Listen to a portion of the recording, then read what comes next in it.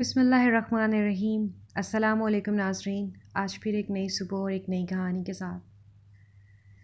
جب ابا کی تنخواہ کے 350 روپے خرچ ہو جاتے تب اماں ہمارے پسندیدہ پکوان تیار کرتی۔ ترکیب یہ تھی کہ سوکھی روٹیوں کے ٹکڑے کپڑے کے پرانے تھیلے میں جمع ہوتے رہتے اور مہینے کے آخری دنوں میں ان ٹکڑوں کی قسمت کھلتی۔ پانی میں بھگو کر نرم کر کے ان کے ساتھ ایک دو مٹھی بچی ہوئی دالیں سل بٹے پر پسے مسالے کے ساتھ دیچکی میں ڈال کر پکنے کے لیے چھوڑ دیا جاتا، حتیٰ کہ مزیدار حلیم سا بن جاتا اور ہم سب بچے وہ حلیم انگلیاں چاٹ چاٹ کر ختم کر جاتے۔ اماں کے لیے صرف دیچکی کی تہہ میں لگے کچھ ٹکڑے ہی بچتے۔ اماں کا کہنا تھا کہ کھرچن کا مزہ تم لوگ کیا جانو، اور اماں ایسی سگڑ تھیں کہ ایک دو دن گوبھی پکتی اور اگلے دن اسی گوبھی کے پتوں اور ڈنڈلوں کی سبزیاں بنتی، اور یہ کہنا مشکل ہو جاتا کہ گوبھی زیادہ مزے کی تھی یا اس کے ڈنڈلوں کی سبزی۔ اماں جب بھی بازار جاتی تو غفور درزی کی دکان کے کونے میں پڑی کترونوں کی پوٹلی بنا کے لے آتی۔ کچھ عرصے بعد یہ کترینے تکیے کے نئے غلافوں میں بھر دی جاتی، کیونکہ اماں کے بقول ایک تو مہنگی روئی خریدو، پھر روئی کے تکیوں میں جراثیم بسیرا کر لیتے ہیں، اور پھر کترونوں سے بھری تکیوں پر اماں رنگ برنگے داغوں سے شیر کاٹ دیتی۔ کبھی لاڈ آ جاتا تو ہنستے ہوئے کہتی، تم شہزادے شہزادیوں کے تو نخرے ہی نہیں سمائے جاتے، سوتے بھی شاعری پہ سر رکھ کے ہو۔ عید کے موقع پر محلے بھر کے بچے غفور درزی سے کپڑے سلواتے۔ ہم ضد کرتے تو اماں کہتی وہ تو مجبوری میں سلواتے ہیں کیونکہ ان کے گھروں میں کسی کو سینہ پرونا نہیں آتا۔ میں تو اپنے شہزادے شہزادیوں کے لیے ہاتھ سے کپڑے سیوں گی۔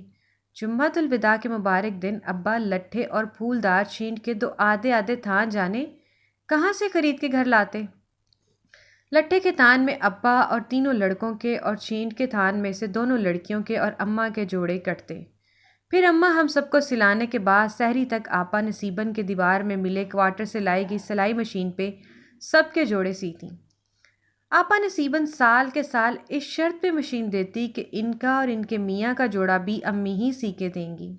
ہم بہن بھائی جب ذرا ذرا سیانے ہوئے تو ہمیں عجیب سا لگنے لگا کہ محلے کے باقی بچے بچیاں تو نئے رنگوں کے الگ الگ چمکیلے سے کپڑے پہنتے ہیں، مگر ہمارے گھر میں سب کے ایک ہی طرح کے کپڑے ہوتے ہیں۔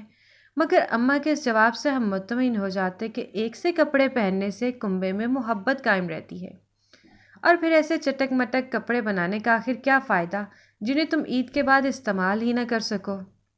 چھوٹی عید بھی تو واحد تہوار تھا جس پر سب بچوں کو ابا 1 روپے کا چاند تارے والا بڑا سکہ دیتے تھے۔ اس کے انتظار اور خرچ کرنے کی منصوبہ بندی میں چند رات آنکھوں میں ہی کٹ جاتی۔ صبح صبح نماز کے بعد ہم بچوں کی شاپنگ شروع ہو جاتی۔ سب سے پہلے بہن بھائی کو ڈوکے ٹھیلے سے ایک ایک پن والی گول اینک خرید لیتے جسے پہن کر چال میں اتراہٹ سی آ جاتی۔ پھر سب کے سب چاندی کے ورق لگی میٹھی املی اس لالچ میں خریدتے کہ رفیق امفیچی ہر ایک کو املی دیتے ہوئے تیلی جلا کر املی میں سے شعلہ نکالے گا۔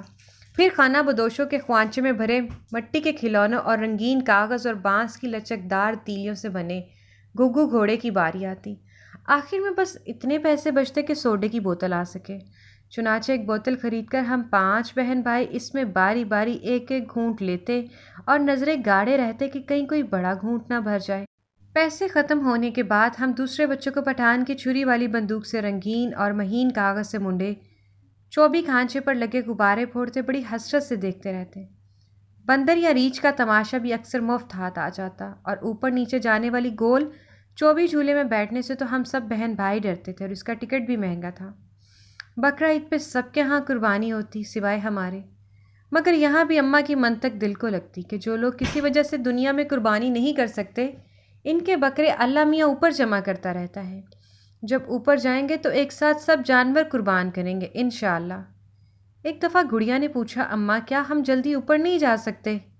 ہر سوال پر مطمئن کر دینے والی اماں چپ سی ہو گئیں اور ہمیں صحن میں چھوڑ کے اکلوتے کمرے میں چلی گئیں۔ ہم بچوں نے پہلی بار کمرے سے سسکیوں کی آوازیں آتے سنی، مگر جھانکنے کی ہمت ہی نہ ہوئی۔ سمجھ میں نہیں آیا کہ آخر گڑیا کی بات پہ رونے کی کیا بات تھی۔ کوئی 6-7 ماہ بعد ایک دن اماں باورچی خانے میں کام کرتے گر پڑی۔ تب ابا نوکری پر تھے اور ہم اسکول میں۔